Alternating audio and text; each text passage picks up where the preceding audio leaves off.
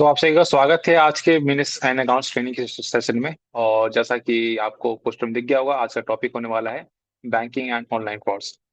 जब हम ये बिजनेस का टॉपिक कर रहे हैं और अकाउंट्स की बात कर रहे हैं, जब बैंक ना आए तो ऐसा हो नहीं सकता। हम किसी तरह से इसको इग्नोर नहीं कर सकते, और कितनी ट्रांजेक्शन बैंकों द्वारा होती है, और जितनी ट्रांजेक्शन होती है तो फ्रॉड्स का भी होना एक लाजमी है। और एक ऐसी चीज है जो आज हर घंटे या किसी न किसी के साथ हो ही जाती है। तो अब से आप और फ्रॉडस्टर आजकल नए नए तरीके अपना रहे हैं। तो बैंकिंग एंड फ्रॉड्स को इसी को ध्यान में रख के टॉपिक रखा गया है। तो इस टॉपिक को लेने के लिए हमारे साथ आज हैं सीए ममता श्रेष्ठा जी, और आज की लीडिंग पर्सन होंगी हमारे प्रेसिडेंट इज्जत का काला मैम। बिना वक्त गवाए मैं इन्वाइट करना चाहूंगा राधा रिया जी को for the brief introduction of today's resource person and leading person.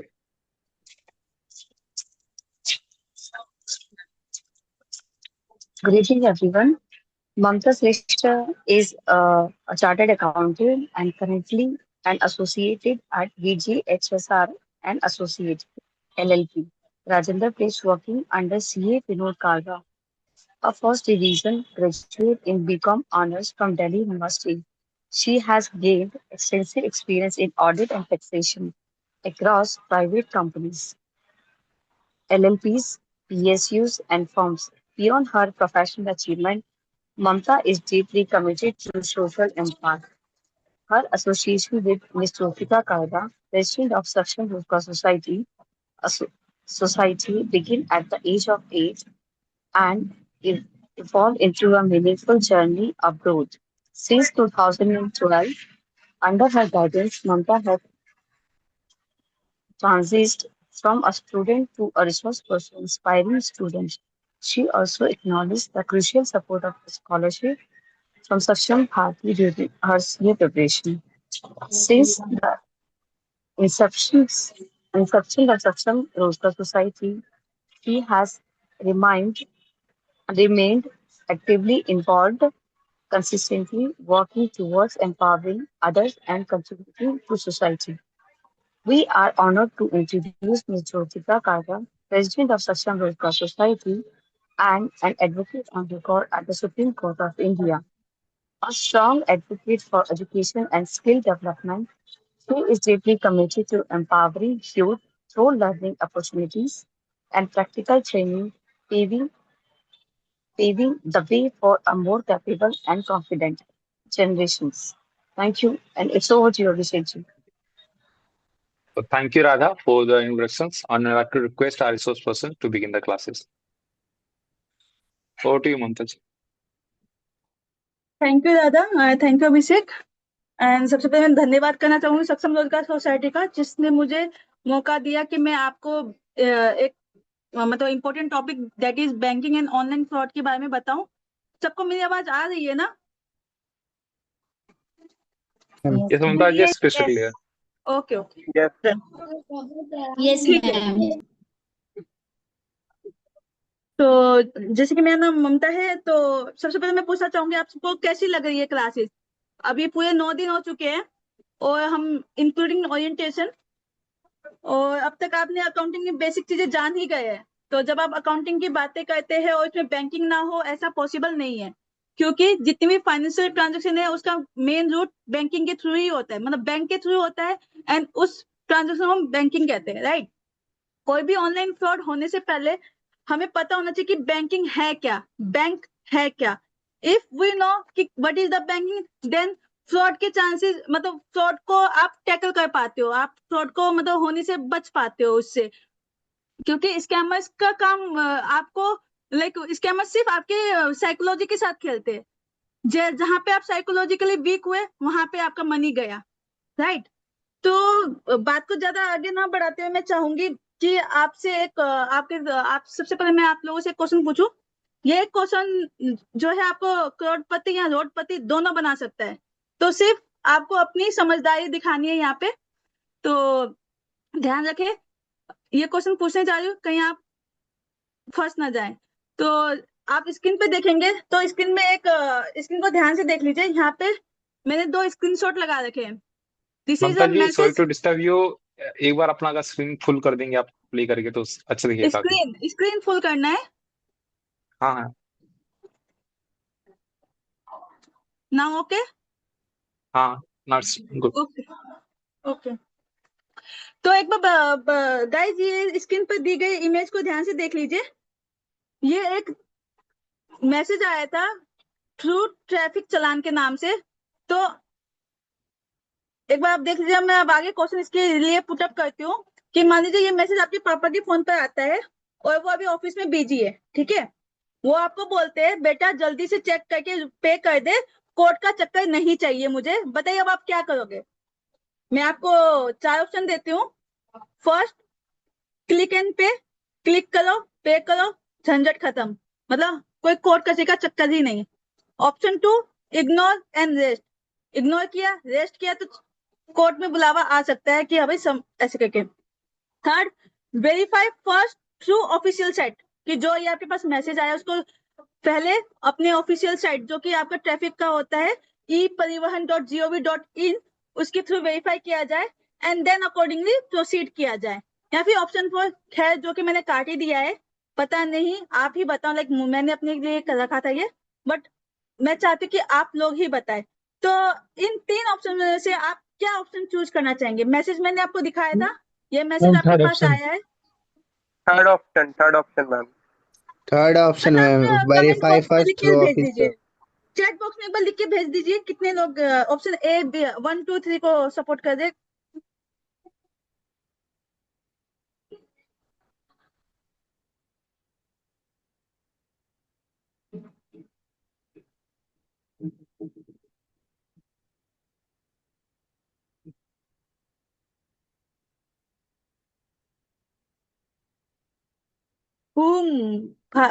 अरे आप लोग तो काफी समझदार निकले, सोचा नहीं था कि इतनी समझदारी आप लोग दिखा पाएंगे। लेकिन जिस हिसाब से आपने ऑप्शन 3 चुना है, आप करोड़पति तो बन ही जाएंगे, आप अपने पैसे को बचा ही लेंगे। क्योंकि ये जो बेसिकली जो ये मैसेज आया था ये स्कैमर के पास से आया था हमारे पास,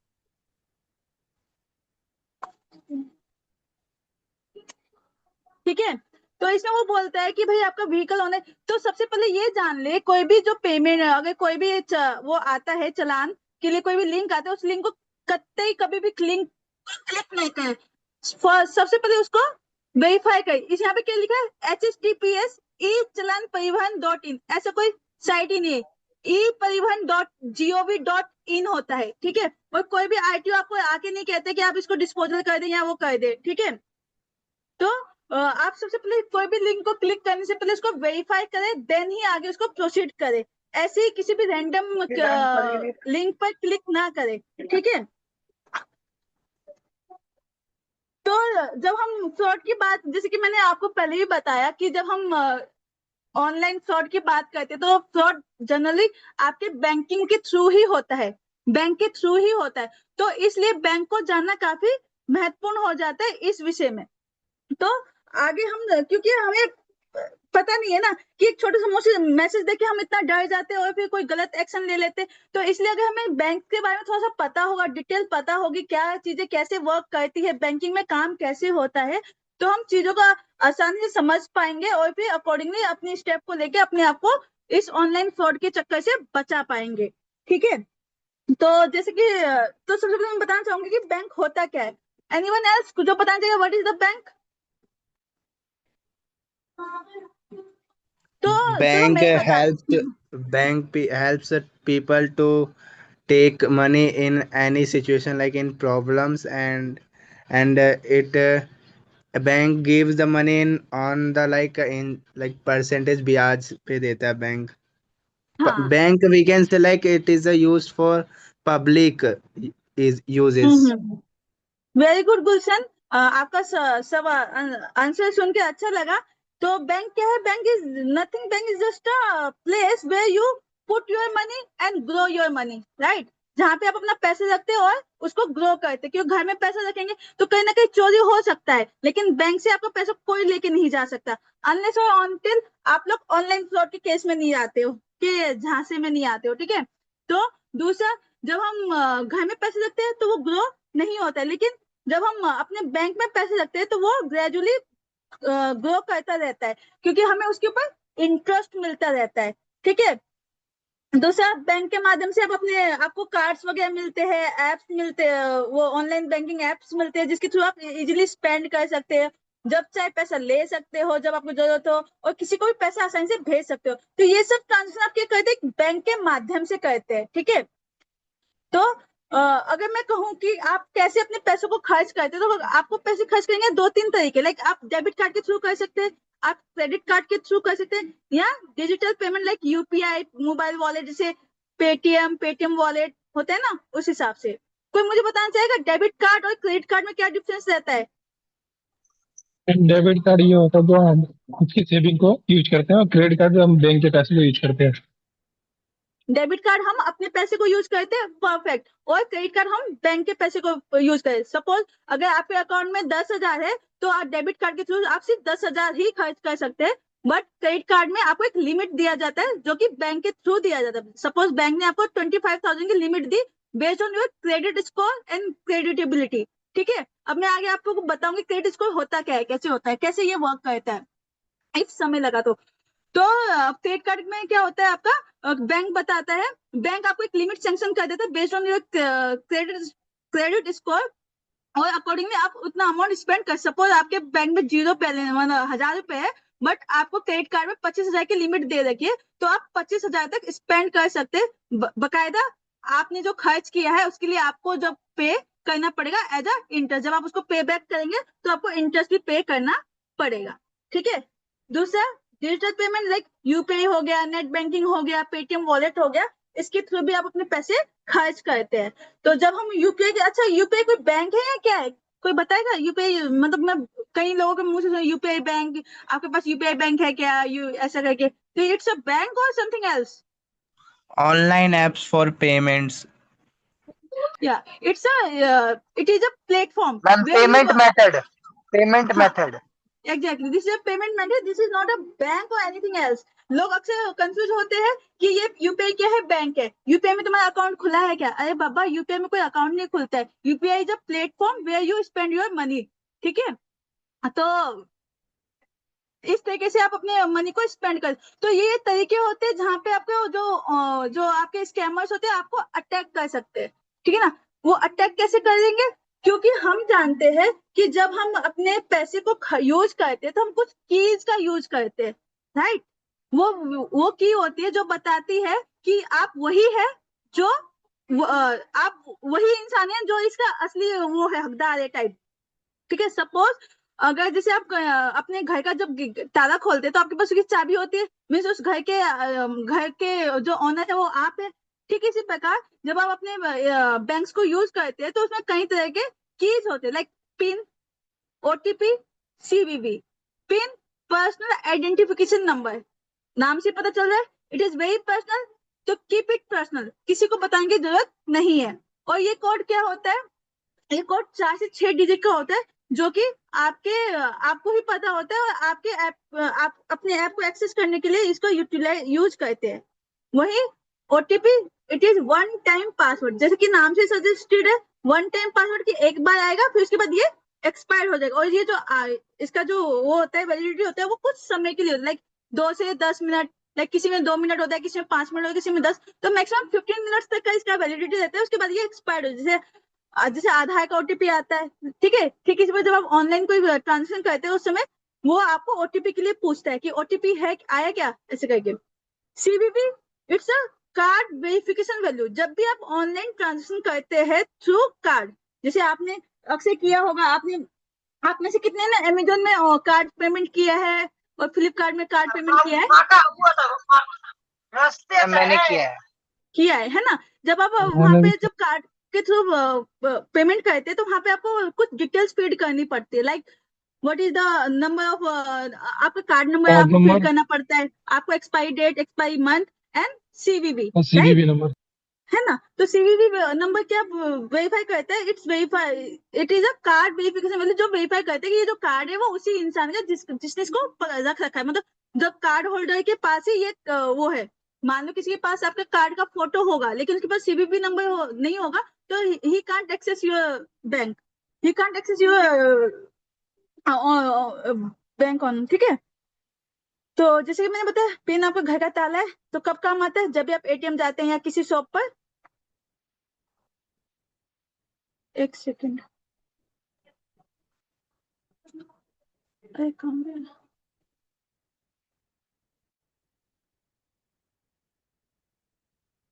आपको पीपीटी दिख रहा है ना? Yes, yes ma'am, ma'am. it is visible. Yes ma'am. या मुझे-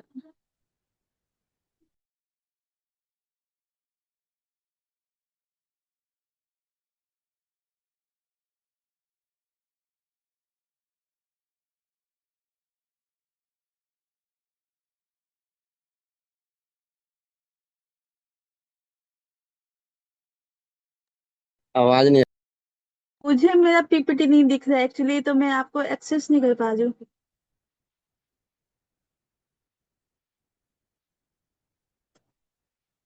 अभी दिख रहा है क्या आपको, है ना? ठीक है।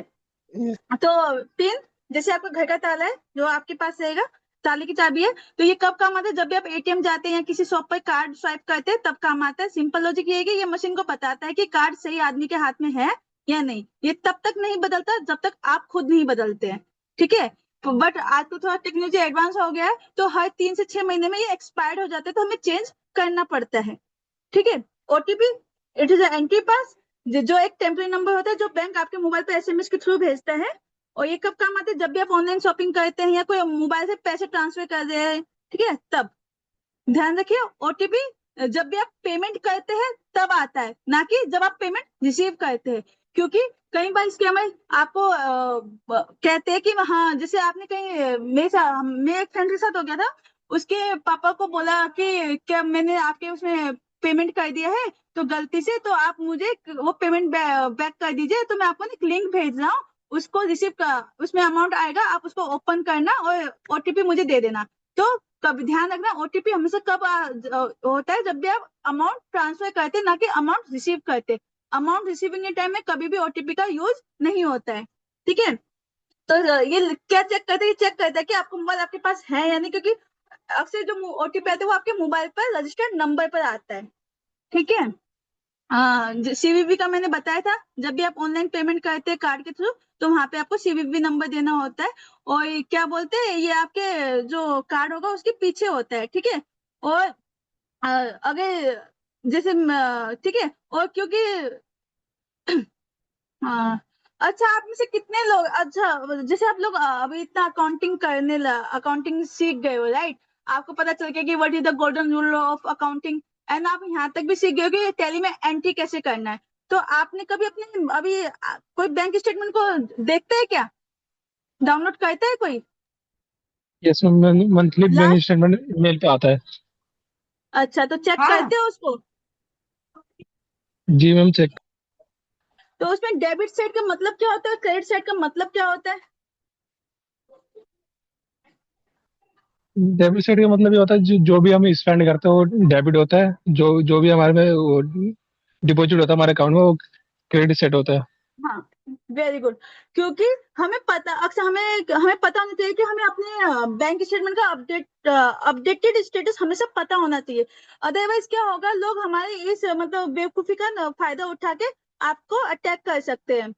शीतल ने कुछ पूछ रहे हैं, क्या हाथ रेज किया है? कुछ पूछना चाहते हैं शीतल आप? नहीं मैम। ओके, ठीक है, ठीक है। तो हमेशा ध्यान रखें कि अपने बैंक को हमेशा बैंक स्टेटमेंट के स्टेटस को हमेशा अपडेट रखें। आपको पता होना चाहिए कि आपके अकाउंट में कितना बैलेंस है। आपको पता होना चाहिए कि आपके last updated balance bank statement क्या वैल्यू आ रही थी। क्योंकि स्कैमर्स अक्सर कोशिश करते हैं कि आपको बुद्धू बना के, लाइक जैसे बोलेंगे कि भैया मैंने सेम जैसे मैंने लास्ट टाइम एग्जांपल दिया था, बोलेंगे मैंने अभी आपके वहां पे 50,000 ट्रांसफर कर दिया, तो प्लीज मुझे रिटर्न बैक कर दे। लेकिन आपने अपना बैलेंस चेक किया नहीं, आपको पता ही नहीं था, क्या पता वो 50,000, 52,000, 51,000 वो आपके बैलेंस चले आ रहे होंगे, आपने ध्यान ही नहीं दिया ऐसे करके। तो फिर मैम हमेशा अपडेटेड रहना। जो स्कीमर होता है वो ओनली टैक्स मैसेज आते हैं। जो अमाउंट होता है हमारा बैलेंस होता है वो बढ़ता नहीं है, वो बढ़ता नहीं है, टैक्स मैसेज आता है। कितने बंदे को पता नहीं होता, वो सोचता है टैक्स मैसेज आया है, हम उसको तो वो गलती से उसने पेमेंट कर दिया, हम उसको दोबारा पेमेंट कर देते हैं। यहाँ से बिल्कुल बोलते हैं बिल्कुल। 20,000 मैंने पेमेंट करा है आपको, वो बोलते हैं मैं नंबर दे रहा हूँ, उस नंबर पे मेरा वो 20,000 वो वापस कर दो, मेरे पैसे गलती से पेमेंट हो गई है। इसलिए वो हाँ उनके फ्रॉड हो जाता है। हाँ, अगर आपको अपना बैंक पूरा स्टेटस अपडेटेड होगा तो आप देख लोगे, आप पैसा आया ही नहीं तो मैं पेमेंट कहाँ से करूँ, राइट। इसलिए तो जैसे कि आपने बताया कि जो अकाउंट बैंक स्टेटमेंट जो डेबिट बैलेंस होता है वो आपका स्पेंडिंग दिखाता है कि पैसा कहाँ कहाँ गया, और जो क्रेडिट होता है वो बताता है कि इनकम कहाँ से आया। ठीक है, बी श्योर, अगर कोई क्रेडिट अमाउंट हो रहा है तो मीन समझना कि पैसा आया है करके, और डेबिट होता है मीन जा रहा है, तो नोटिफिकेशन आते हैं ना उसमें, इसके थ्रू। तो अब जैसे हम कह रहे, अब हम बात कर ही रहे थे कि बैंक ये बैंक वो, तो हमें पता होना चाहिए कि बैंक में अकाउंट कितने टाइप के होते हैं। बेसिकली जो बैंक में जो अकाउंट होते हैं वो दो टाइप के होते हैं, deposit accounts and credit accounts. ठीक है ना। डिपॉजिट अकाउंट में generally saving account, current account, FD and RD आ जाते हैं।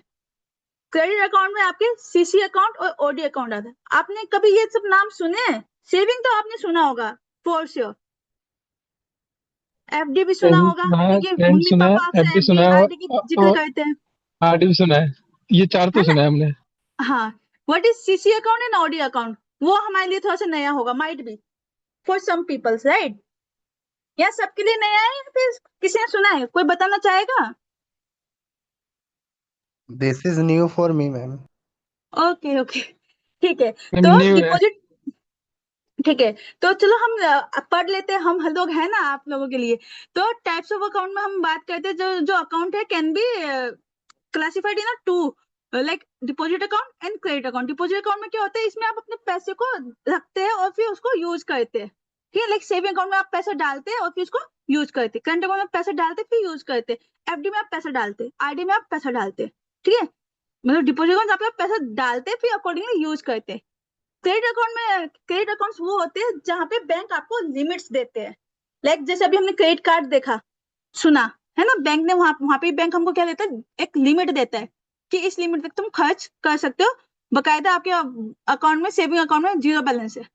ठीक है, तो जो क्रेडिट अकाउंट्स होते हैं उसमें ज्यादातर जो बैंक होते हैं वो लिमिट देता है, और जब आप उसको स्पेंड करते हो, मतलब उसको खर्च करते हो, तो जो बैंक है वो आपको एक डेब्ट क्रिएट कर देता है, और उसको आपको बाद में क्या करना, पे बैक करना होता था विद इंटरेस्ट। ठीक है, तो सेविंग अकाउंट, कोई बताएगा सेविंग अकाउंट और करंट अकाउंट में क्या डिफरेंस होता है?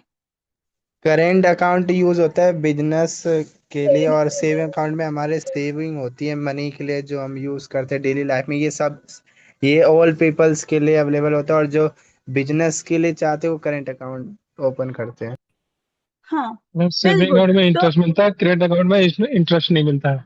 हाँ, वेरी गुड, वाह, और बताइए।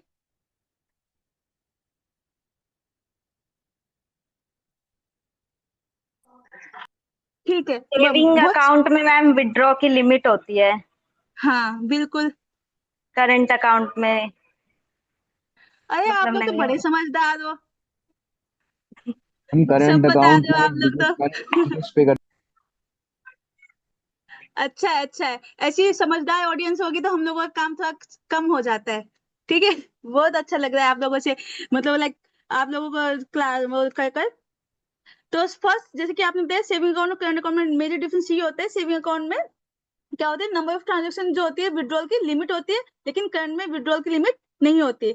सेविंग अकाउंट जो है वो इंडिविजुअल यूज करता है, current account individual generally businessman use करते हैं, क्योंकि उनकी नंबर ऑफ ट्रांजेक्शन बहुत फ्रिक्वेंट होती है। और सेविंग में क्या होता है, लिमिट गिवन होता है विड्रॉल या उसकी डिपॉजिट की, उसके बाद उसमें क्या लगता है, चार्जेस लगने लग जाते हैं। लेकिन करंट अकाउंट में क्या होता है, जो ट्रांजेक्शन की लिमिट ना अनलिमिटेड होती है और उस पर कोई चार्जेस ऐसे नहीं लगते हैं। ठीक है, दूसरा, सेविंग अकाउंट में क्या मिलता है आपको, इंटरेस्ट मिलता है, करंट अकाउंट में इंटरेस्ट नहीं मिलता है। वेरी गुड, ठीक है। अब बात करते हैं एफडी और आरडी की। एफडी का आपने सुना होगा, एफडी आरडी कोई जानता है? फिक्स डिपॉजिट होता है मैम, कुछ जैसे कुछ सालों के लिए होता है। Ma'am fix deposit. हाँ, एफडी का फुल फॉर्म फिक्स डिपॉजिट मुझे भी पता था, होता क्या है ये बताओ बेटा। मैम हैं। ये मैम होता एफडी है, में एफडी मतलब एक होता है हम कुछ पर्टिकुलर सालों। चलो मैं बताती हूँ, मैम उस एफडी पे में क्या, ईयर वाइज हाँ इंटरेस्ट मिलता है, हाँ हाँ हाँ, एफडी और जो आरडी मतलब में, गवर्नमेंट के हिसाब से हाँ, फिक्स किया जाता है। अच्छा मतलब बहुत, मैम उसमें हमने कुछ पैसे जमा करके रख दिए कुछ समय के लिए, 10 साल के लिए, 20 साल के लिए, हम्म, और आरडी में, जिसमें हमें मैम इंटरेस्ट मिलता है। अच्छा चलो बहुत कुछ मिक्स हो गया है, मैं थोड़ा सा क्लेरिफाई कर देती हूँ। ठीक है, तो FD just like your deposit account, जिसमें आप एक लमसम अमाउंट डिपॉजिट करते हो फॉर स्पेसिफिक पीरियड और उसके ऊपर आपको क्या मिलता है, इंटरेस्ट मिलता है, जैसे कि आपने बहुत सही कहा। आरडी क्या है, ये भी एफडी का ही एक फॉर्म है, लेकिन आरडी में जो अमाउंट होता है वो चंक्स में होते हैं। लाइक एफडी में आपने 5 लाख एफडी कराया, खत्म। आरडी में आप उसी 5 लाख को 10-10 हजार में तोड़ दोगे कि मैं 10,000 हर मंथ में पे करूंगा करके, ठीक है। समझ में आया कि नहीं आया? Yes ma'am. Yes ma'am, yes ma'am. Okay okay okay, समझ में आ रहा है ना। मीन्स एफडी में एक लमसम अमाउंट आप डिपॉजिट कराते हैं और आरडी में आप मतलब उस लमसम अमाउंट को तोड़ तोड़ कर डाल देते, जैसे पिगी बैंक होता है ना वैसा। जैसे एफडी आपका एक वो हो गया, वॉल्ट हो गया, and RD is like your piggy bank. Piggy bank में आप थोड़ा पैसा करके डालते हो, है ना, और वॉल्ट में पूरे ही पैसे रखते हो, तो वैसा, ठीक है। तो फॉर योर रेफरेंस मैं थोड़ा सा और बता देती हूँ। मैं आपने सीसी अकाउंट बताया, ओडी अकाउंट नहीं बताया आपने। अभी सीसी और ओडी पे मैं आई नहीं हूँ, बताती हूँ अभी, रुको, अभी तो अपन डिपॉजिट अकाउंट में ही है, ठीक है। ठीक। ठीक है, तो सेविंग अकाउंट जस्ट एक ब्रीफ कर रही हूँ एक एक मिनट में, तो ताकि आपको थोड़ा सा जो भी हम लोगों ने पढ़ा था वो करेक्ट समरी याद हो जाए, ठीक है। तो सेविंग अकाउंट कौन यूज करते हैं, इंडिविजुअल यूज करते हैं। वो यहाँ पर्पज क्या होता है, to keep your personal money safe while earning a little bit of interest. Interest मिलता है आपको, आपका जो पर्सनल मनी वो सेफ रहता है। दूसरा, ये बेस्ट किसके, salary, monthly expense, small personal saving, इन सब के लिए इवन स्टूडेंट अकाउंट भी सेविंग अकाउंट में ही बनते हैं, ठीक है। तो इसमें आपको क्या, you get a debit card and can withdraw money any time. There is usually limit how many free transaction you can do per month, मतलब वहाँ पे एक लिमिट होता है, और हर एक बैंक का जो लिमिट होता है वो अलग अलग होता है। किसी में 5 ट्रांजेक्शन का होता है, किसी में 6 ट्रांजेक्शन का होता है, ऐसे करके, ठीक है। और आफ्टर दैट ट्रांजेक्शन यू मतलब बैंक आपको चार्ज करने लग जाता है पर ट्रांजेक्शन पर, ठीक है। तो करंट अकाउंट नहीं, करंट अकाउंट, हाँ, करंट अकाउंट बेसिकली ये जो है ट्रेडर, बिजनेसमैन और कंपनीज के लिए डिजाइन किया गया है। इसमें क्या होता है, लार्ज नंबर की जो डेली ट्रांजेक्शन हैंडल करने के लिए इसका यूज किया जाता है। बिजनेस और शॉप्स के लिए बेस्ट होता है, और इसमें कोई इंटरेस्ट नहीं मिलता है, जैसा कि आपको सेविंग में कुछ इंटरेस्ट मिलता है, like 2% per annum something like का, ठीक है। दूसरा, फिक्स डिपॉजिट, जैसे मैंने बताया कि ये क्या होता है, आप एक स्पेसिफिक अमाउंट को आप बैंक में रखते हैं for specific period, like 1 year, 2 years, 5 years, ऐसा करके, और इसमें आपको क्या मिलता है, हायर रेट ऑफ इंटरेस्ट मिलता है देन सेविंग अकाउंट, ठीक है ना। लोग इसलिए भी सेविंग में जब पैसा ज्यादा हो जाते हो तो उसको निकाल के क्या करवा लेते हैं, एफडी करवा लेते हैं, क्योंकि सेविंग का जो रेट ऑफ इंटरेस्ट होता है वो 2 से 3% के रेंज में होता है, जहां पर जो एफडी का जो रेट ऑफ इंटरेस्ट है वो 6 से 7% के रेंज में होता है। तो इस वजह से भी वो लोग सेविंग से हटा के एफडी में करें, ताकि वो हाई इंटरेस्ट रेट को अर्न कर सके। दूसरा, इसमें जो हम मनी इन्वेस्ट करते हैं वो लमसम अमाउंट होता है, ठीक है। दूसरा, रिकरिंग डिपॉजिट, जिसमें थोड़ा सा कंफ्यूजन हो रहा था, तो रिकरिंग ये क्या है, जैसा एफडी होता है ठीक उसी पे होता है, बट इसमें एक बिग पेमेंट, एक लमसम अमाउंट की जगह आप स्मॉल फिक्स अमाउंट हर मंथ रखते हो, लाइक 2,000 का बना लिया आपने, 3,000 का बनाया, हर महीने आप 2,000 3,000 जमा करा रहे हो, ठीक है। तो इसका पर्पज क्या है, to make a large sum of money gradually, ठीक है ना। फिक्स डिपॉजिट में आप 5 लाख एक ही बार सेविंग करते हो, यहाँ पे आप 5 लाख धीरे धीरे धीरे 5 10 10 10 10 10 10 ऐसे करके करते हो। ये किसके लिए बहुत सही रहता है, सैलरीड पर्सन के लिए सही रहता है, क्योंकि सैलरीड पर्सन बहुत सारे खर्चे खुद के भी होते हैं, तो उस खर्चे को मेंटेन करने के लिए, अपनी इन्वेस्टिंग हैबिट को बढ़ाने के लिए भी लोग आरडी को थोड़ा सा वो देते हैं, तवज्जो देते हैं, ठीक है ना। अब वही की डिफरेंस वही है कि इसमें इंटरेस्ट रेट तो सेम ही होता है, बस देयर इज डिफरेंस कि जो वो होता है एफडी होता है वो 1 टाइम इन्वेस्टमेंट होता है, और जो आरडी होता है वो मंथली इन्वेस्टमेंट होता है, जो, ठीक है, डिसिप्लिन मंथली सेविंग होती है, ठीक है। अब शायद आरडी और एफडी में तो डिफरेंस खत्म हो गया, राइट।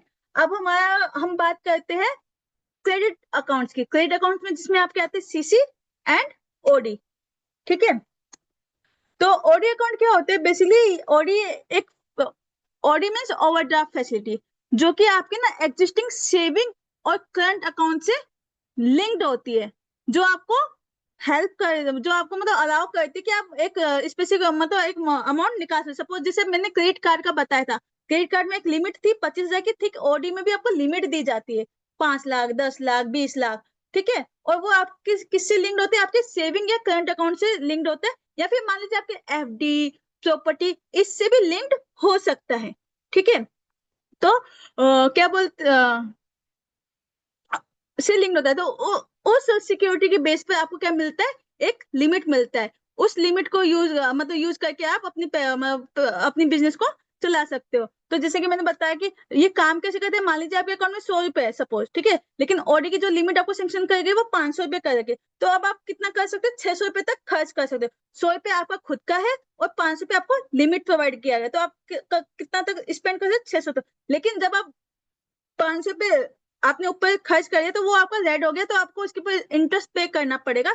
मतलब अब इंटरेस्ट यू ओनली, आपको जो इंटरेस्ट पे करना है वो सिर्फ एक्स्ट्रा अमाउंट पे करना है जो कि आपने बोरो किया है, ठीक है ना। एंड नंबर ऑफ डेज के लिए आपने यूज किया उतने का ही इंटरेस्ट लगेगा पर एनम पर मंथ, ऐसा नहीं होता। जितने दिन के लिए आपने एक्स्ट्रा मनी यूज किया, वो ओवरड्राफ्ट फैसिलिटी अवेल करी, उसका ही आपको इंटरेस्ट लगेगा, ठीक है ना। अब जो ऑडियो होते हैं वो भी दो प्रकार का होता है, सिक्योर्ड और अनसिक्योर्ड। जो सिक्योर्ड होते हैं that is backed by the asset, like मतलब वो सिक्योर्ड होते हैं थ्रू एफडी हो गया, प्रॉपर्टी हो गया, इंश्योरेंस पॉलिसी हो गया, इनके थ्रू बैक्ड होते हैं। और जो अनसिक्योर्ड होते हैं वो based on your salary and relationship with the bank, usually जो आपके बैंक मैनेजर के साथ कोई रिलेशनशिप है, उसके बैंक मैनेजर तो नहीं, बैंक के साथ क्या रिलेशनशिप है, लाइक मतलब अगर आप उनके लिए बहुत वैल्यूएबल कस्टमर हो तो भी वो आपको ऑडी फैसिलिटी प्रोवाइड करा देते हैं, ठीक है, इस हिसाब से। और जो सिक्योर्ड में होता है उसमें रेट ऑफ इंटरेस्ट ग्रेजुअली कम होता है और अनसिक्योर्ड में थोड़ा ज्यादा होता है, क्योंकि वो अनसिक्योर्ड है, ठीक है। इसलिए ये बेसिकली आपकी ना शॉर्ट टर्म पर्सनल इमरजेंसी और टेम्परेरी कैश फ्लो के जो गैप्स होते हैं उसको फुलफिल करने के लिए यूज किया जाता है, ठीक है। अभी तक समझा है ना सबको ऑडी क्या होता है समझ के? Yes ma'am. ओके। अगर कहीं पे भी मुझे आपको लगे कि फास्ट जा रहा है तो मुझे बोल देना, क्योंकि मेरा जो स्पीड होता है अक्सर बहुत फास्ट होता है, तो बच्चा लोग बोलते हैं कि बहुत फास्ट हो गया, तो अगर मैं फास्ट जाऊं तो मुझे रोक देना, ठीक है।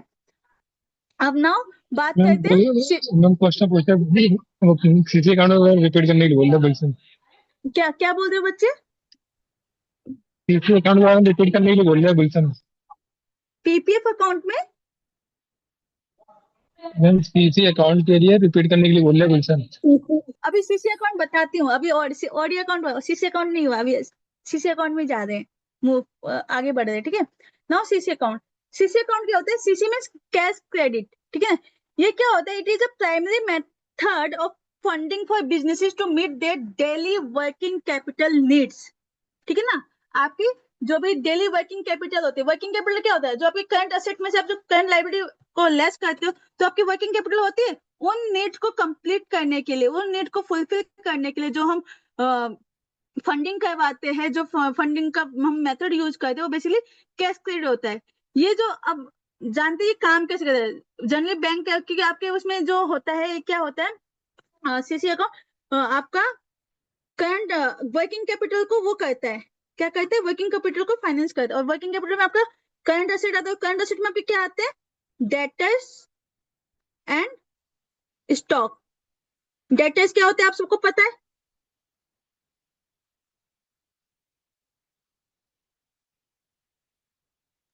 डेटर्स क्या होते हैं सबको पता है?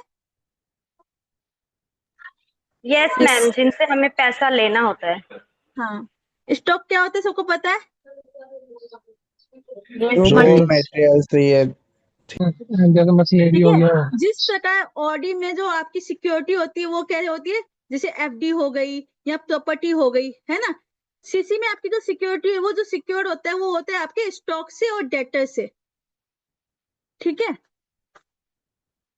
तो स्टॉक और डेटर के बेस पे वो आपको एक परसेंटेज ऑफ लिमिट आपको सैंक्शन करता है बैंक, ठीक है। The bank look at your business stock and debtors, they give you a limit based on percentage of that value, जिसको हम ड्राइंग पावर भी कहते हैं, ठीक है। जैसे मान लीजिए आपको ओडी में क्या दिया जाता है? लिमिट दिया जाता है, ठीक है। लेकिन सीसी में क्या दिया जाता है? आपको ड्राइंग पावर दी जाती है कि आपकी ड्राइंग पावर कितनी है। और ये जो ड्राइंग पावर है वो चेंज होती रहती है according to your stock and debtors, ठीक है। ओडी की लिमिट एक बार सेट हो गई, लेकिन सीसी की लिमिट चेंज होगी according to your debtors and your stock. अगर डेटर्स या स्टॉक बढ़ रहे तो आपकी ड्राइंग पावर की लिमिट भी बढ़ जाएगी, मींस विड्रॉ करने की पावर बढ़ जाएगी। अगर आपके डेटर्स और स्टॉक रिड्यूस हो रहे, कम हो रहे, तो अकॉर्डिंगली आपकी डीपी भी क्या हो जाएगी? कम हो जाएगी, ठीक है। समझा? समझ में आया कैसा कैश क्रेडिट? Yes. ओके। तो बेसिकली इसका जो यूज होता है वो किस लिए होता है? आपके रॉ मटेरियल को परचेज करने के लिए, स्टाफ सैलरी को पे करने के लिए, जो भी रेंट वगैरह होते हैं और कस्टमर को क्रेडिटर्स वगैरह को पे करने के लिए इसका यूज किया जाता है। ठीक है ना? और ये किसके लिए सुटेबल होता है? वो सभी बिजनेस जिनके पास फिजिकल इन्वेंट्री है और उनका कंसिस्टेंट सेल्स है, तो उनके लिए सीसी अकाउंट बहुत सही रहता है to do transaction and all. ठीक है।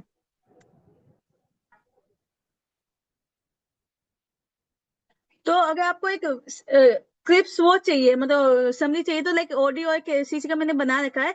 तो सबसे पहले ओडी कौन यूज करते हैं? इंडिविजुअल और बिजनेस दोनों यूज कर सकते हैं। लाइक मैंने बताया सैलरी अकाउंट के अगेंस्ट भी ओडी मिल सकता है आपको, है ना? लेकिन सीसी सिर्फ बिजनेसेस के लिए ही होता है। ठीक है। इसमें जो लिमिट होता है वो बेस्ड ऑन फिक्स असेट और सैलरी होता है ओडी में। ठीक है ना? इसमें सीसी में जो लिमिट होता है उसका बेसिस आपका करंट असेट होता है, और करंट असेट में भी आपका इन्वेंट्री और डेटर्स। ठीक है।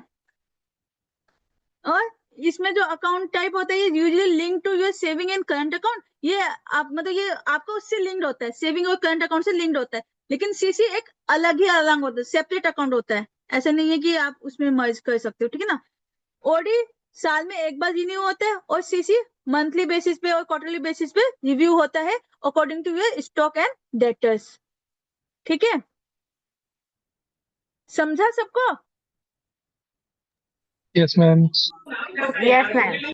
अब हम काफी सिक्योर, हम क्योंकि बात करते करते पहुंचे कि हाँ बैंक हमें एक तरह डेप्ट दे रहा है ना? ओडी काइंड ऑफ डेप्ट ही है हमारे लिए, सीसी भी काइंड ऑफ डेप्ट ही है हमारे लिए। डेप्ट मीन्स एक तरह से लोन टाइप का। लोन समझ रहे हो ना? लोन। ठीक है ना? फिर हमने थोड़ा एक वर्ड आया था सिक्योर्ड अनसिक्योर्ड। तो चलो अब हम थोड़ा सा लोन की तरफ ही जाते हैं, क्योंकि हमें पता होना चाहिए। अब आप सोचिए भाई, क्लासेस तो बैंकिंग फ्रॉड की हो रही थी, बैंकिंग ऑनलाइन फ्रॉड की हो रही थी, ये बैंकिंग का ही क्या चल रहा है? बताती हूँ, वेट वेट वेट। ठीक है। तो अगर आगे हम बात करते हैं टाइप्स ऑफ लोन की। तो बेसिकली जो लोन होता है, लोन आप में से किसी ने लोन लिया है क्या कभी? लाइक या फिर आपके पास कभी मैसेज तो आया होगा आपका पर्सनल लोन सैंक्शन हो गया है, यस मैम। ऐसा करके, है मैम ना? मैसेज तो क्या डेली No, आता है। Yes ma'am, ma'am. we give loan to everyone. है ना? तो बेसिकली लोन क्या होता है? ये जो लोन होता है वो बैंक देती है, क्योंकि वो अपना पैसा बेच रही है कि भाई लो लो, मैं आपको पैसा दे रहा हूँ, लेकिन उसके बदले आप मुझे थोड़ा सा इंटरेस्ट दे देना। ठीक है। तो अगर देखा जाए तो जनरली जो लोन है वो दो कैटेगरी में डिवाइड किया जा सकता है। पहला पर्पस एंड दूसरा सिक्योरिटी। आपका पर्पस क्या है और आपकी सिक्योरिटी, मतलब क्या सिक्योरिटी? अगर मैं बात करती हूँ सिक्योरिटी की, बेस्ड ऑन सिक्योरिटी, तो दो टाइप के लोन होते हैं, सिक्योर्ड लोन और अनसिक्योर्ड लोन। आपको पता होगा ये सब, राइट? सुना है ना सिक्योर्ड लोन अनसिक्योर्ड लोन के बारे में? पढ़ा होगा। Yes ma'am. Yes yes ma'am ma'am. पता है। यस। Good good good. ठीक है। तो सिक्योर्ड लोन क्या होता है? तो अच्छा, कोई बताना चाहेगा सिक्योर्ड लोन क्या होता है?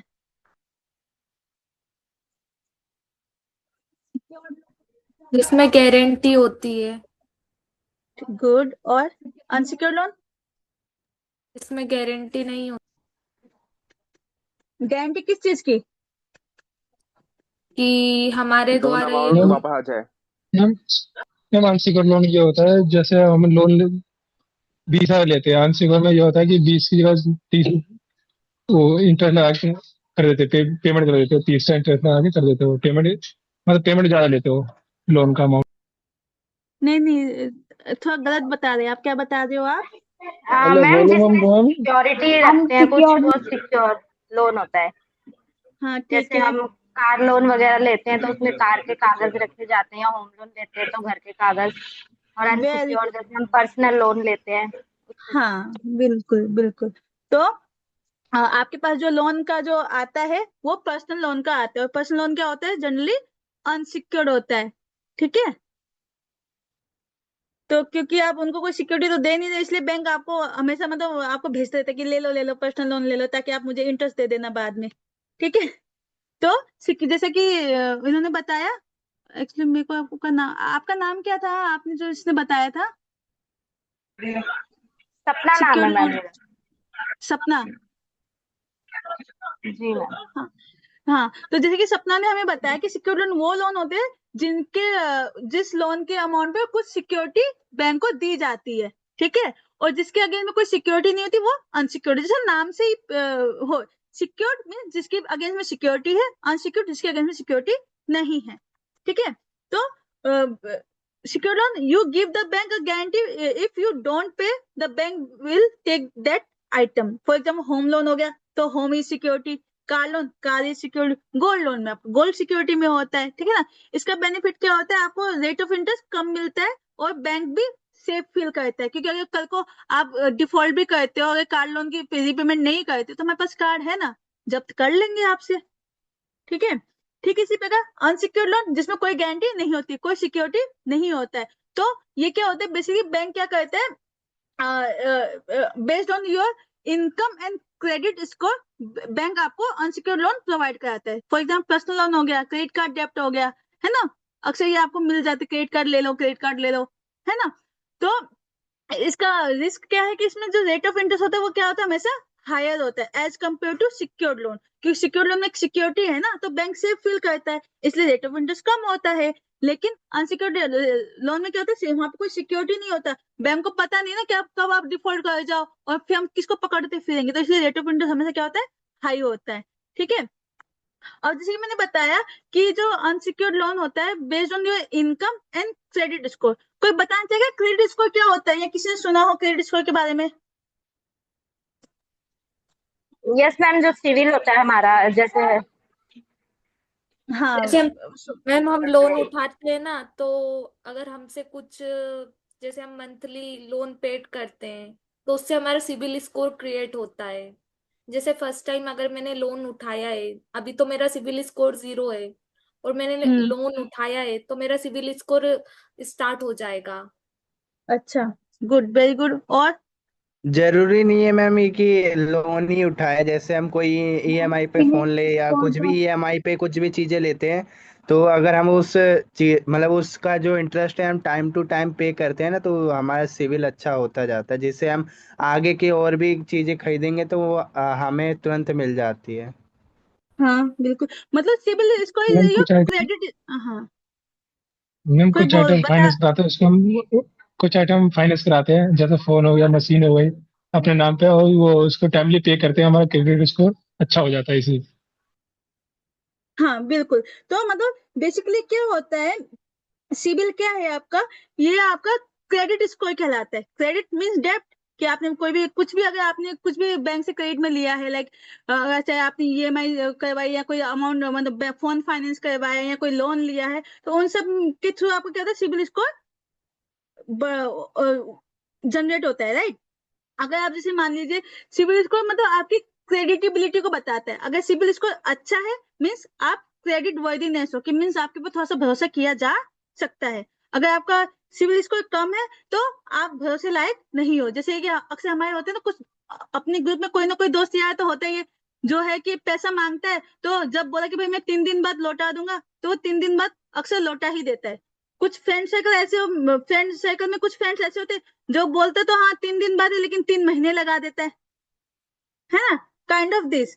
तो सिबिल स्कोर आपकी क्रेडिबिलिटी को बताता है, इसीलिए ये फाइनेंस आपके ईएमआई, रीपेमेंट शेड्यूल, इन सब से होता है। अगर आपके रीपेमेंट ड्यू डेट पे हो रही है तो आपका क्रेडिट स्कोर बढ़ जाएगा। आप मतलब मान लीजिए जो आपकी लिमिट है उसको ज्यादा यूज नहीं करते, जैसे मान लीजिए क्रेडिट कार्ड की लिमिट जो है वो 25,000 है, आप हमेशा आपका जो रेंज चल रहा है 10 से 15,000 का चल रहा है, तो ठीक है। अगर आप 25,000 आप 24,000 हर महीने यूज करें तो मीन्स बैंक को समझ में आया भाई इसके पास फाइनेंशियल क्राइसिस है, ये तो पूरा टाइम ही हमारे ऊपर डिपेंड रहता है, तो इसका उससे भी आपके क्रेडिट स्कोर में क्या पड़ता है, इफेक्ट पड़ता है, ठीक है। आप ईएमआई ड्यू डेट पे दे रहे हो तो हाँ भाई ये टाइम पे दे रहा है, ये अपने कंप्लायंस फुलफिल करता है, तो उससे क्रेडिट स्कोर इनहेंस होता है। दूसरा, आप क्रेडिट लिमिट को सही तरीके से यूज करते हैं तो भी आपका लिमिट हो। दूसरे से ये होता है कि मान लीजिए आप क्रेडिट कोई जो कार्ड है उसको काफी टाइम से होल्ड करके मतलब यूज कर रहे हो, जैसे मान लो कोई 10 साल पुराना बंदा है जिसके पास क्रेडिट कार्ड है, तो वो ज्यादा क्रेडिट वर्दीनेस होगा एज कम्पेयर जिसने कल ही अपना क्रेडिट कार्ड इश्यू करवाया हो, ठीक है ना। इन सब चीजों से आपके सिबिल स्कोर पे फर्क पड़ता है, और सिबिल स्कोर सीधा रिफ्लेक्ट करता है आपके क्रेडिट वर्दीनेस को। तो जनरली आपका जो ये जो होता है वो 300 से 900 के रेंज में होता है। अगर 300 से 550 तो मीन्स वो पुअर करेगा, मीन्स रिस्क हाई है। तो वो आपके लोन को जनरली रिजेक्ट कर देंगे। अगर 550 से 700 के बीच तो एवरेज है, तो वो आपको दे देंगे, बट थोड़ा सा rate of interest high charge करेंगे। लेकिन आपको 750 से ऊपर तो यार यू आर तो परफेक्ट पर्सन, आप तो कभी पैसे लेके ही नहीं जाओगे, मतलब ऐसा कहने के लिए, ठीक है, कि you are the star borrower, तो bank will compete to give you loan with the lowest interest rate and fast approval। मतलब बैंक भी चाहेगा कि भाई कहीं दूसरी बैंक में ना चला जाए, इसको तो जल्दी पकड़ो और जल्दी इसको अपने अपना वो बनाओ, क्लाइंट बनाओ, ठीक है। तो जैसे बनाया कि अनसिक्योर्ड लोन जो है हमारा बेस्ड होता है हम हमारे इनकम और क्रेडिट स्कोर के बारे में, और क्रेडिट स्कोर को आपको आपने काफी अच्छे से बताया मुझे, ठीक है। ये अब फिर मैंने बताया था ऑन द बेस ऑफ, ये तो था बेस्ड ऑन सिक्योरिटी, जो लोन है बेस्ड ऑन सिक्योरिटी कितने हिस्सों में बांटा जा सकता है बेस्ड ऑन सिक्योरिटी? टू दो कौन कौन से दो? secured loan and सिक्योर्ड और unsecured loan. Unsecured. Perfect perfect और perfect. Now based on purpose, तो पर्पस के हिसाब से हम लोन को डिफाइन करते हैं कि हो कि उसका पर्पस क्या है। जैसे होम लोन किस पर्पस के लिए लिया जाता है? लॉन्ग टर्म पर्पस के लिए जाता है, जैसे घर बनाने के लिए या घर खरीदने के लिए। एजुकेशन लोन इसका बेसिकली ये एजुकेशन के लिए जाता है, उसका जो ड्यूरेशन होता है जनरली मीडियम होता है, 5 से 10 साल का, हर कोर्स 3 से 5 साल का, 5 से 10 साल का इसके होता है। तो इसमें रेट ऑफ इंटरेस्ट क्या होता है? मॉडरेट होता है। पर्सनल लोन जनरली 1 से 5 साल के बीच का होता है, उसमें रेट ऑफ इंटरेस्ट क्या होता है? हाई होता है। क्यों? पर्सनल लोन क्या होता है? अनसिक्योर्ड होता है, ठीक है। और जैसे गोल्ड लोन हो गया, तो गोल्ड लोन का जनरली 1 साल के लिए देते हैं। ये बेसिकली आपकी ना इमरजेंसी की इमरजेंसी वाले इमरजेंसी फंड कहलाते हैं बेसिकली। जब आपको इंस्टेंट कोई कैश चाहिए तो आप गोल्ड को गिरवी रखो और उससे पैसे ले लो, तो इसमें जो रेट ऑफ इंटरेस्ट होता है वो मॉडरेट होता है। अब आप सोचेंगे भाई ये लोन वोन का बात कहाँ से आ रहा है, तो जनरली क्या होता है कि आपको इनका पता होगा, तो जब कभी स्कैमर्स आपको बोलने को भी आएगा कि भाई आपका क्या बोलते हैं, आपका एजुकेशन लोन का क्या बोलते हैं, रेट ऑफ इंटरेस्ट आपने पे नहीं किया है, तो अब क्या बोलते हैं हम लोग ना आपके एजुकेशन लोन को स्टॉप कर देंगे।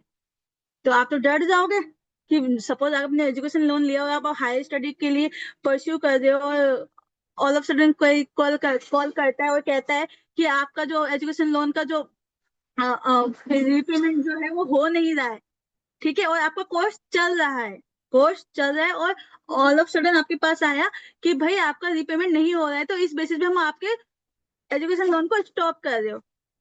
तो आप, और अगर आपको अपना वो करना है, लाइक क्या बोलते हैं, अपना एजुकेशन लोन को स्टॉप नहीं करना है ना, इस लिंक में अपने उसको वेरीफाई करे और पेमेंट करे, ऐसे करके बोला, आप डर गए और आपने कर दिया। तो सबसे पहले ध्यान रखना, जो एजुकेशन लोन होता है उसमें ना मोराटोरियम पीरियड होता है। मोराटोरियम पीरियड होता है, इट इज द पीरियड जिसमें आपको कुछ पे नहीं करना है, लाइक ना इंटरेस्ट ना प्रिंसिपल। और बेसिकली एजुकेशन लोन में जो मोराटोरियम पीरियड होता है वो आपके कोर्स के टेन्योर तक होता है। कोर्स के जब आपका कोर्स कंप्लीट हो जाता है देन उसके बाद आपको रीपेमेंट करना होता है, ठीक है। अगर आपको इसका नॉलेज होगा तो अगर कोई स्कैमर आपको मतलब आपको मूर्ख बनाना भी चाहेगा तो वो मूर्ख बना नहीं पाएगा, क्योंकि आपको पता है होम लोन क्या होता है, आपको पता है पर्सनल लोन क्या होता है, आपको पता है गोल्ड लोन क्या होता है। तो वैसे चिकनी चुपड़ी बातों से आपको वो स्कैमर हैक नहीं कर सकते। जैसे अक्सर स्कैमर वाले कॉल आते हैं ना कि ऐसा हो गया वैसा हो गया ऐसा करके, ठीक है। तो इसलिए बैंकिंग को जानना थोड़ा सा महत्वपूर्ण हो जाता है उस केस में। अगर आपको नॉलेज होगा तो आपको कोई मूर्ख नहीं बना पाएगा। जैसे आजकल एक पंकज त्रिपाठी का काफी चलता है यूपीआई पेमेंट के ऊपर, वो कई उसके वो है लाइक एडवर्टीजमेंट, आपने किसी ने देखा है क्या? आप लोग अक्सर यस मैम। जैसे यूट्यूब में या कहीं पे भी एक्सेस करते हैं तो वहां पे फ्रंट ये यूपीआई का एक वो आता है, एडवर्टीजमेंट आता है, जिसमें दिखाती हूँ एक सेकंड। सर देखा है। देखा है ना? ठीक है। हम देखा है यूट्यूब पे। Yes ma'am.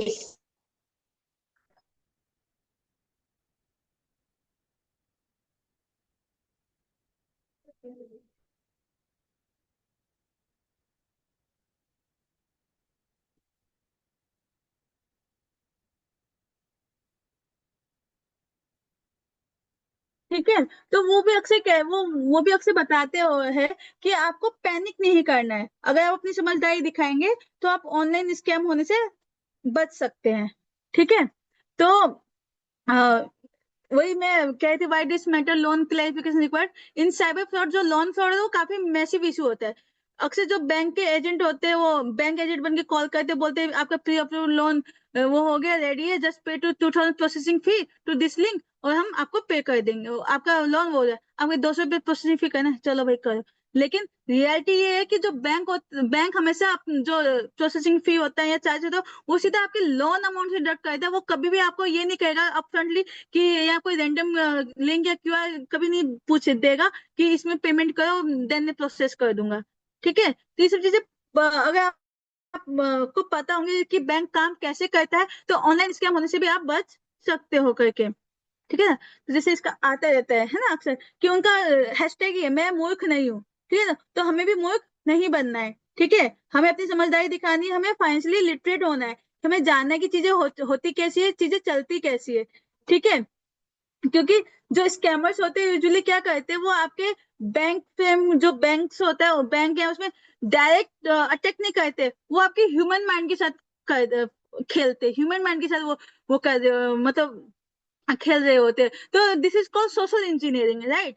तो जैसे कि आपने देखा होगा, आपने फेक मेल्स देखे होंगे from Netflix, income tax department, your bank. जैसे मैंने आपको पहले भी दिखाया है कि लिंक सबसे पहले जो मैंने आपको क्लास दिया था, वो हमें से कोई भी लिंक आता है तो उसको कभी लॉग इन करो ही मत। अगर लॉग इन करना है तो सबसे पहले वेरीफाई करो कि कभी कभी क्या होता है, जैसे आपने कभी देखा होगा कि मेरे पास अभी है कि नहीं, शायद इसमें है, इसमें नहीं है।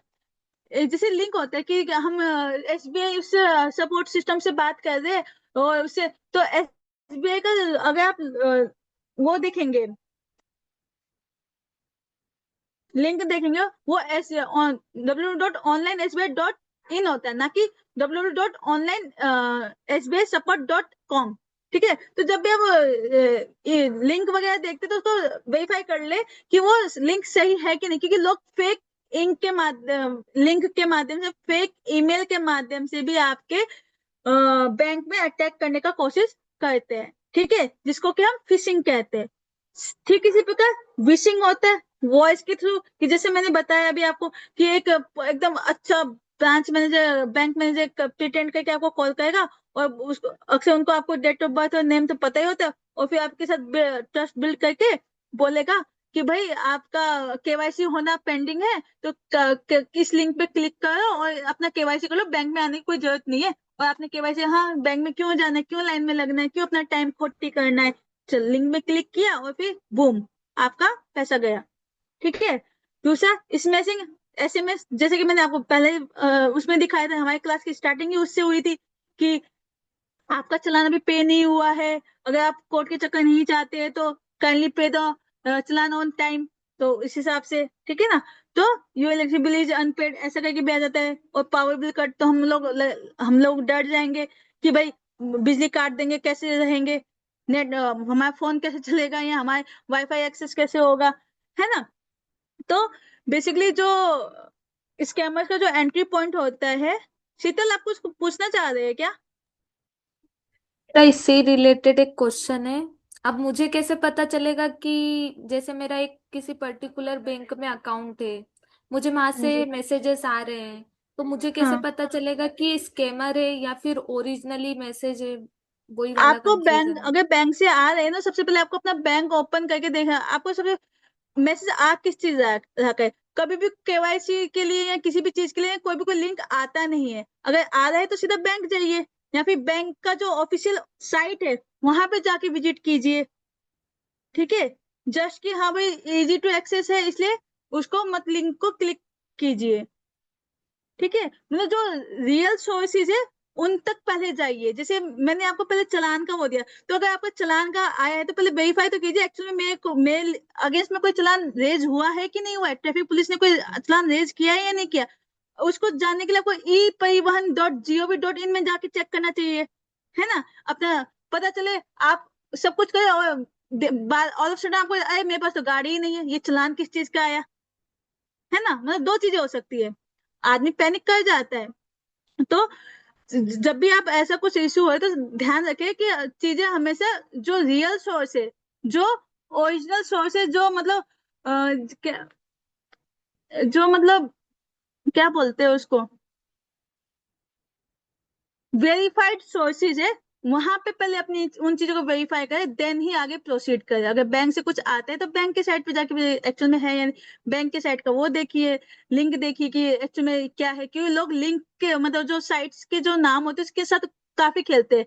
SBI होगा, SBII लगा दिया, ठीक है, 2 I लगा दिया हम लोग, ठीक है। ह्यूमन साइकोलॉजी होता है कि SBI देखा, SBI देखने का इच्छा होता है तो SBI देखा, SBII को नहीं देखा, इग्नोर कर दिया या आंखों से ओझल हो गया।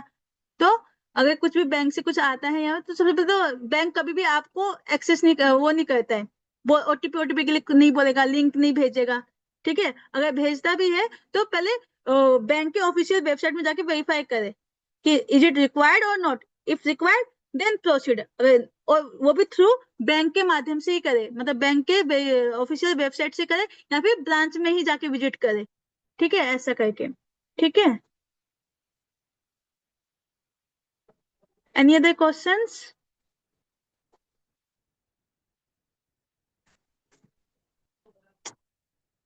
ठीक है, तो SMS के थ्रू भी ऐसे आपको आपको अटैक हुक कर सकते हैं, अटैक कर सकते हैं।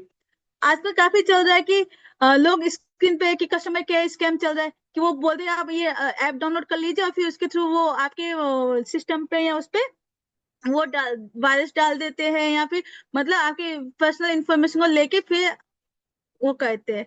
तो रियलिटी है कि once you give them the code they can see your screen, watch your type your password and see your, थोड़ा सा कोई भी कस्टमर केयर को इंडेक्स या टीम व्यू देने से पहले थोड़ा वो थोड़ा सतर्क रहे कि वो जो कस्टमर केयर वो कहाँ का है। मान लीजिए आप अपने ऑफिस में काम कर रहे हो और ऑफिस के किसी मतलब इंडिविजुअल को दे, अपने कुलीग को दे तो इट्स ओके, लेकिन अब ऑल ऑफ सडन आपके पास आए कि आपकी उसमें खराबी हो गई और मैं आपका इंडेक्स पे आपको सपोर्ट कर देता हूँ, तो मत कीजिए ऐसा, ठीक है। दूसरा, QR कोड रिवर्स स्कैम, ये आजकल काफी चल रहा है। ये क्या होता है बेसिकली, जो मार्केट प्लेस OLX वगैरह में होता है, वो बोलता है जैसे हम OLX पे डाल देते हैं तो फिर वहां पे ना कॉल आता है, ऐसे कोई मतलब वो आर्मी ऑफिसर बन के कॉल करेगा या कोई मतलब रिटायर्ड पर्सन करके कॉल करेगा और पूछेगा कि I want to buy your sofa, I am sending your QR code, just scan it to and receive the payment. या फिर बोलेगा अरे मैं या फिर कोई आर्मी ऑफिसर मतलब आर्मी नॉट लाइक आर्मी मतलब अच्छा बंदा ऐसे बन के कॉल करेगा, बोलेगा कि मैंने आप ना QR कोड में भेजा, एक बार आप स्कैन कर लो, मेरे यहाँ से पैसा जा नहीं रहा है, मैं आपको वो कर रहा हूँ, ऐसे करके। अब आप QR कोड स्कैन करेंगे तो बस खत्म। तो स्कैनिंग तो QR कोड हमेशा जो आप स्कैन वो करते हो हमेशा पैसा भेजने के लिए करते हो, जैसे OTP, जैसे मैंने बताया OTP जो आप देते हो पैसा भेजने के लिए देते हो, ना कि पैसा रिसीव करने के लिए, ठीक है ना। If you scan enter your pin the money leaves your account only, ठीक है। आजकल ये भी मतलब ये सब सॉर्ट ऑफ मॉडर्न स्कैम जो काफी ट्रेंडी टाइप के है, ठीक है। डिजिटलाइज की बोलते हैं हम CBI ऑफिसर बोल रहा हूँ और आप they claim the package with illegal items was found in your name and arrest you over Skype demanding a security report to clear your name, मतलब ऐसे करके बोलते हैं आपको देंगे "अरे, हमको आपका पैकेट मिला है, तो अगर आप इन सब लफड़ों से बचना चाहते हैं तो सिक्योरिटी अमाउंट डिपॉजिट करा दो, मैं आपका नाम हटा दूंगा। तो ध्यान रखें, तो जो रियल पुलिस होता है वो कभी भी आपको वीडियो कॉल के थ्रू तो अरेस्ट करेगा नहीं, वो सीधा आपके घर पे आएगा, ठीक है। तो ऐसी जो बचकानी वाली चीजें होती है उन सब से बचे और उनको बोले भाई अब तुम अपना काम करो, हम अपना काम करें, जय हिंद, ठीक है। तो बचने का अगर बेसिक जैसे मैंने बताया, जो ऑनलाइन जो फ्रॉड्स होते हैं, ऑनलाइन जो स्कैमर्स जो आपको अटैक कर रहे हैं, वो बेसिकली आपके ह्यूमन माइंड के साथ ही खेल रहे होते हैं। तो सब वो आपको दिखाएंगे भाई बहुत अर्जेंट है, नहीं तो कुछ हो जाएगा, नहीं तो आपका काम बिगड़ जाएगा, ऐसे करके आपको बहुत अर्जेंसी दिखाएंगे। तो सबसे अगर आप कुछ नहीं सीखो इस क्लास से तो ये 3 चीजें तो सीख लेना कि फर्स्ट, स्लो डाउन रूल। आप सबको मेरा आवाज आ रहा है ना? Yes ma'am. आ रहा है। Okay, Yes, ma'am. You are मैं properly. फास्ट तो नहीं हूँ ना? No, no ma'am. Ma'am. No, ma'am. ठीक है, क्योंकि आप लोग एकदम सन्नाटा छा गया तो मुझे लगा शायद मैं आगे बढ़ गई हूँ और आप लोग पीछे रह गए हो ऐसे करके। नहीं मैम, साथ साथ चल रहे हैं। No, ma'am. Okay We are okay, listening done to. Done done, सबका साथ सबका विकास, हम सब आगे बढ़ते सब साथ साथ, ठीक है। तो फर्स्ट, अगर आपको जो क्लासेज इसमें कुछ सीखो ना सीखो, ये 3 चीजें बिल्कुल सीखना कि सबसे पहले जो स्कैमर होगा वो आपके माइंड के साथ खेलते हैं, ह्यूमन माइंड के, मतलब बेसिकली वो आपको वैसे करेंगे, ठीक है। तो फर्स्ट स्लो डाउन रूल, जो fraudster always create urgency, if someone says do it now or lose money, it is 99% scam, तो hang up, just wait, slow down करो, अपना बुद्धि लगाओ, चीजों को वेरीफाई करो, देन आगे बढ़ो, ठीक है। The link rule, never click, if you get SMS about your bank, close the SMS, open your official bank account manually and check there, ठीक है। दूसरा, जीरो ट्रस्ट ओटीपी, जो OTP is the key to your locker, ठीक है, जैसे बताया था मैंने, पिन है, ओटीपी है, पिन जब आप फिजिकली एक्सेस कर रहे हो, ओटीपी जब आप ऑनलाइन एक्सेस कर रहे हो अपने बैंक को, ठीक है। तो N OTP is a key to your locker, never give it to anyone, not even someone claiming to be from your bank, bank कभी भी आपसे ओटीपी नहीं मांगता है, ठीक है। दूसरा यही है, जैसे मान लीजिए इसी का ही था कि फ्रॉड फाइटर एक चीट शीट है, इसको यूज कर सकते हो आप लोग, कि जब भी सपोज सिनेरियो कि इनकमिंग कॉल आए तो bank never ask for your OTP pin and CVV, तो हैंग अप इमीडिएटली। कोई अर्जेंट, मतलब वही, अगर आप उन 3 बेसिक रूल को फॉलो करते हो तो आप काफी हद तक अपने आप को बचा सकते हो। बट फिर भी अगर कुछ अनहोनी हो ही जाए, what to do if scam, मतलब स्कैम हो ही गया, तो इन इंडिया ये this step, dial 1930 the national cyber crime helpline, this will help, अपना रिपोर्ट यहाँ पे लिखाओ, वो हेल्प करेंगे आपको। मैंने अभी तक किया नहीं है तो मुझे पता नहीं है, लेकिन आई होप किसी के साथ स्कैम हो ना, क्योंकि आप सब लोग इतना थोड़ा जानकार बन चुके हो चीजों को लेकर। तो अगर इफ फिर भी होता है मैंने कुछ तो साइबर क्राइम समझे, हेल्प नहीं करती। साइबर क्राइम हेल्प नहीं करती, लेकिन बनी तो हेल्प करने के लिए ही है। मैम, मेरा लास्ट मंथ फ्रॉड हुआ था, मगर किसी ने वो अभी तक केस सोल्व भी नहीं हुआ, काम ही नहीं चल रहा केस पे। उनको कॉल करो, कोई रिप्लाई नहीं देते। तो ये रिकॉर्डेड वो है, लेकिन इन ठीक है, हो जाएगा। मैम जो अब मैं ज्यादा इस पे मैम जो कमेंट रियलिटी नहीं है करूंगी। वो बताया मैम जो रियलिटी वो हाँ बताया हाँ, मैंने। मैम बट ये मेरे साथ भी प्रशासन ऐसा ही कुछ होता है कई बार, मैम ऐसे ही मेरे होता साथ है। प्रशासन भी मत एक बार बनाया। मैम प्रशासन मत बनाया, मेरा कुछ काम का नहीं है, ना पुलिस वाले सुनते हैं ना देखो साइबर क्राइम सुनता बच्चों, है, बस वो ममता, वहां जाओ। Yes ma'am, Mamta can I address them? Yes ma'am, sure ma'am, बिल्कुल। क्योंकि मैं वकील भी हूँ और मुझे भी व्यक्तिगत जानकारी है इन सब चीजों की। जो आप बात कह रहे हो बिल्कुल सही है, पर सवाल ये है कि जो आज हमारी क्लास है बैंकिंग फ्रॉड्स की, जिसको कि चार्टर्ड अकाउंटेंट ममता जी ले रही हैं, उनकी इस क्लास का ये हिस्सा बनता है कि वो बताएं कि कहाँ पर रिपोर्ट की जा सकती है। सबको तो नहीं पता। अब इसलिए ये जो शिकायत आप पुलिस में भी दर्ज कराते हो या आप कहीं और भी शिकायत दर्ज कराते हो, तो अमूमन ये शिकायत रहती है कि उसके ऊपर कार्रवाई नहीं हो रही, एफआईआर दर्ज नहीं हो रही, काम नहीं हो रहा। मेरे अपने व्यक्तिगत अनुभव है साइबर क्राइम के साथ, कार्रवाई नहीं होती, क्योंकि फ्रॉड ही इतने ज्यादा आजकल की आज की तारीख में, तो उसको कर पाना मुझे नहीं लगता कि इतना आसान है। बट यस, इस क्लास में ममता जी जो बता रही हैं वो बहुत जरूरी है कि आपको पता चले। और दूसरी बात, कार्रवाई हुई कार्रवाई नहीं हुई, पर उससे इंपॉर्टेंट है कि आप शिकायत को दर्ज कराओ। क्योंकि अगर कहीं भी आपसे पूछा जाएगा, मान लो कोई अकाउंट से रिलेटेड बात है या उसके बाद आप कोई शिकायत, कोई दोबारा घटना होती है, तो हमेशा आपसे ये पूछा जाता है कि क्या आपने इसकी शिकायत कराई थी। तो ये भी मान के चलो कि शिकायत के ऊपर अगर कार्रवाई नहीं भी होती, तो सिंपली आपका शिकायत कर देना, उसका डायरी नंबर ले लेना, उसकी डेट बता देना, कहाँ पे आपने शिकायत की है, तो वो भी बहुत बार हेल्पफुल होता है। या please Mamta, you can continue. Thank you ma'am for your valuable insight.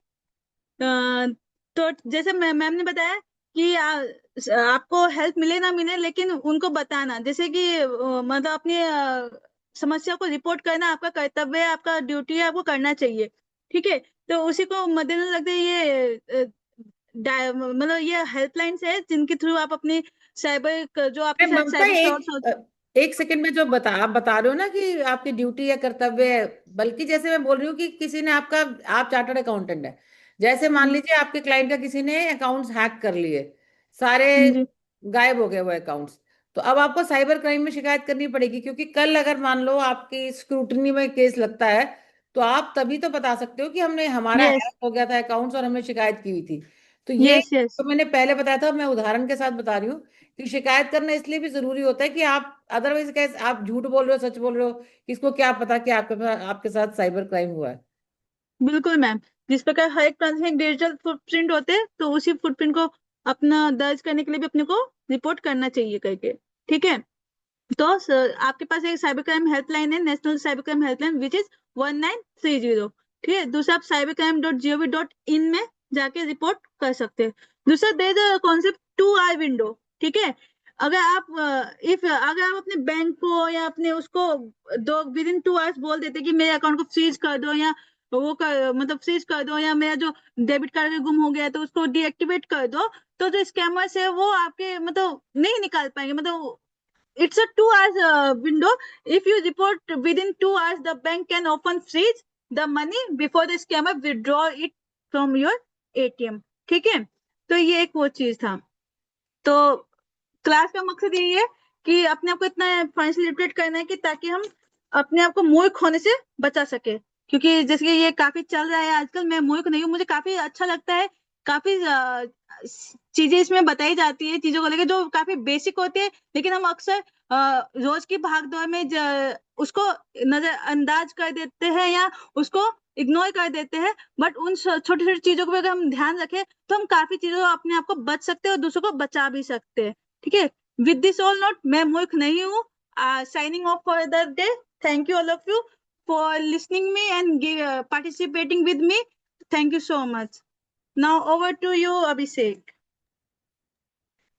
अगर आपका किसी का क्वेश्चन होगा तो पूछ सकते हैं, बाकी समय का अभाव है हमारे साथ। तो मैं अभिषेक को over to Abhishek. I hope किसी का कोई क्वेश्चन नहीं होगा। If any please ask. Okay, I hope there are no questions. So आपसे भी से अनुरोध है कि कृपया करके अपना कैमरा ऑन कर लीजिए ताकि हम साथ में एक रिकॉर्ड पर्पस के लिए पिक्चर ले सके।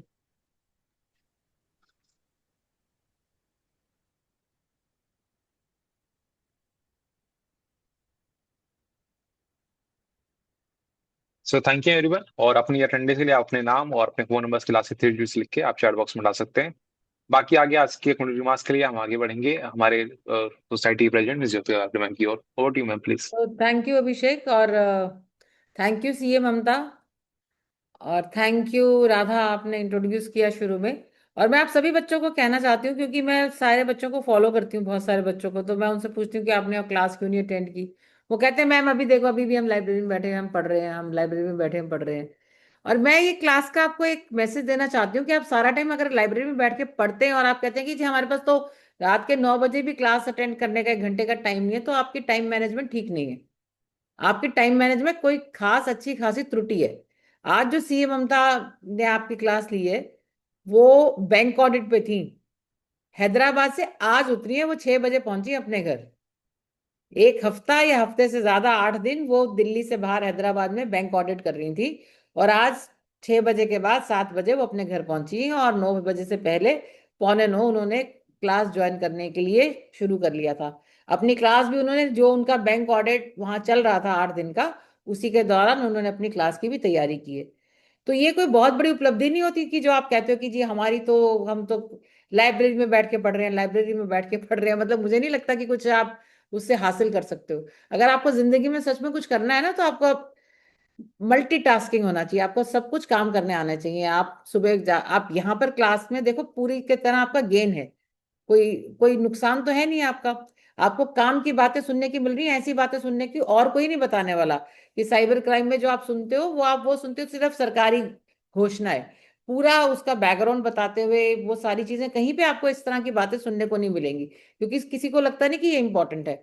तो आप वही अपना समय निकालिए, और अपने जैसे आज, और बहुत अच्छे आप लोग, मुझे लगता है कि इस टाइम भी हमारी इस कॉल पर 45 लोग पार्टिसिपेंट हैं। आप सबसे यही है कि आप हमारा जो सक्षम रोजगार सोसाइटी का जो यूट्यूब चैनल है, उसको सब्सक्राइब करें। सभी एक एक प्रॉमिस करें कि मैं आज 5-5 लोगों को सब्सक्राइब कराऊंगी। तो 1003 की हमारी, मैं देख रही थी ये नंबर है।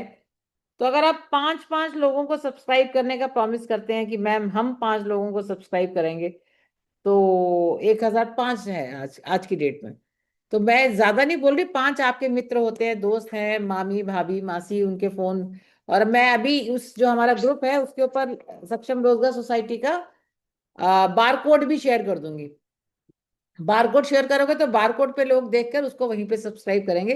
आज आपसे यही एक रिक्वेस्ट है और उम्मीद है कि हमारी रिक्वेस्ट को आप पूरा करेंगे। कल क्लास नहीं होगी, संडे को जैसे क्लास नहीं होती, मंडे को जो हमारी क्लास है वो introduction to GST, goods and service tax, जो आपने पढ़ा है गुड्स एंड सर्विस, तो जीएसटी की इंट्रोडक्शन असाइनमेंट के साथ एडवोकेट संजू सैनी उस क्लास को लेंगे। उम्मीद है कि बड़ी संख्या में आप लोग उसको ज्वाइन करेंगे। सक्षम रोजगार सोसाइटी का जो बार कोड अभी मैं शिफ्ट कर रही आपको शेयर कर रही हूँ, उसको आप सभी 5-5 लोगों से आप उसको सब्सक्राइब कराइए। और कल जितने 13 बच्चों ने जो प्राइज जीता था, 100 rupees each for making that, I mean opening the company from Tally, उन सबको हमने शेयर कर दिया है। आप सब इस तरह से अपनी एंटरटेनमेंट करते रहें, सक्षम रोजगार सोसाइटी के कार्यक्रमों से जुड़ते रहें। बहुत से बच्चे मुझे अप्रोच करते हैं मैम स्कॉलरशिप के लिए, तो मैं उनसे भी ये कहती हूँ कि फर्दर स्कॉलरशिप सक्षम रोजगार सोसाइटी जरूर देगी आपको। हम सब यहाँ स्कॉलरशिप, सीए ममता खुद सक्षम भारती की स्कॉलरशिप का सपोर्ट उनको हमेशा मिलता रहा है। यस तो मैम। आप सब, हम आप सबके साथ हैं, पर आपको भी अपनी तरफ से, आप देख रहे हैं आप सक्षम रोजगार सोसाइटी को, ये जो हमारे स्कॉलरशिप होल्डर हैं, जो हमारे जो हमारे साथ शुरू से जुड़े हुए स्टूडेंट्स हैं, आज वही उसको चला रहे हैं। संजू सैनी भी सक्षम भारती सक्षम रोजगार सोसाइटी से बचपन से जुड़ी हुई है। तो आप सबको भी आप जुड़िए ना एक्टिविटी में। ये ऐसी एक्टिविटी नहीं है कि जो आपको कमजोर बनाएगी, ये सब ऐसी एक्टिविटीज हैं जो आपको आपको दुनिया से अलग दिखाएंगी, आप सबसे अलग दिखोगे। तो वो करिए, तो हम स्कॉलरशिप तो सर्टेनली देंगे और बच्चों को भी देंगे। Yes, over to you Abhishek. So thank you ma'am for your concluding remarks. और आगे वोट थैंक्स के लिए इनवाइट करना चाहूंगा अजीम जी को। Over to you Azeem ji. Yeah, thank you. Good evening, dear friends. I am Mohammad Azim on behalf of Saksam Roजगार Society. Feel honored to extend a vote of thanks. I deeply thanks to CA Mamta Srestha ma'am for taking a wonderful session. We look forward to more such classes. A big thank you to all of you, dear students, for your activity, participation, and enthusiasm. I wish to acknowledge and thank all the seniors of the Saksam Bharati and Saksam Rozgar Society who graced today's class. Finally, thank you to our President Jyotika Kalra ma'am for having taken so much interest in the training session. Wishing you all a very good night. Over to you.